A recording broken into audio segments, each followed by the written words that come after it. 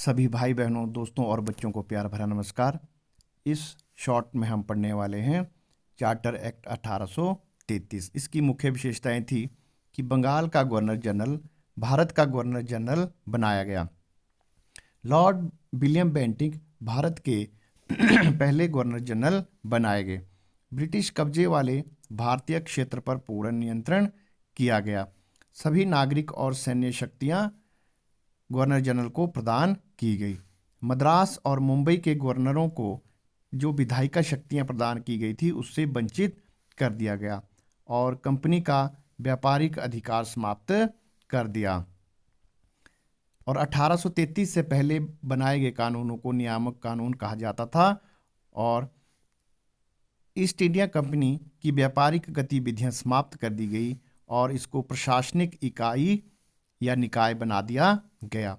1833 charter act ने civil सेवकों की खुली परीक्षा का समर्थन किया और भारतीयों को रोजगार हासिल करने से वंचित नहीं किया जाएगा, ऐसा इसमें प्रावधान किया गया। लेकिन बोर्ड ऑफ डायरेक्टर्स ने इस परीक्षा का विरोध किया और इस प्रावधान को समाप्त कर दिया गया। भारतीय कानूनों का वर्गीकरण किया गया और विधि आयोग की स्थापना की गई। लॉर्ड मैकाले पहले विधि अध्यक्ष बनाए गए, जो गवर्नर जनरल की परिषद 1774 में बनाई गई थी। इसमें लॉर्ड मैकाले को शामिल किया गया। ब्रिटिश नागरिकों को भारत में भूमि खरीदने का अधिकार दे दिया गया। चलिए एक क्विक रिवीजन ले लेते हैं। बंगाल का गवर्नर जनरल भारत का गवर्नर जनरल बना दिया गया। विलियम बेंटिक पहले गवर्नर जनरल। ब्रिटिश कब्जे वाले भारतीय क्षेत्र पर पूर्ण नियंत्रण। सभी नागरिक और सैन्य शक्तियां। मद्रास और मुंबई के गवर्नर की विधायी शक्तियां छीन ली गई, वंचित कर दिया गया। कंपनी का व्यापारिक अधिकार समाप्त कर दिया गया। पहले बनाए गए कानून नियामक कानून कहलाते थे और एशियाई व्यापारिक गतिविधियां समाप्त कर दी गई। ईस्ट इंडिया कंपनी की व्यापारिक गतिविधियां समाप्त कर दी गई और इसे प्रशासनिक निकाय बना दिया गया।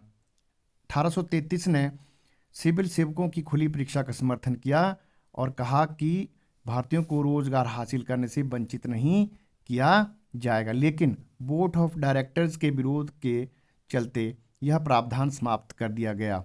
भारतीय कानूनों का वर्गीकरण किया गया। विधि आयोग की स्थापना की गई।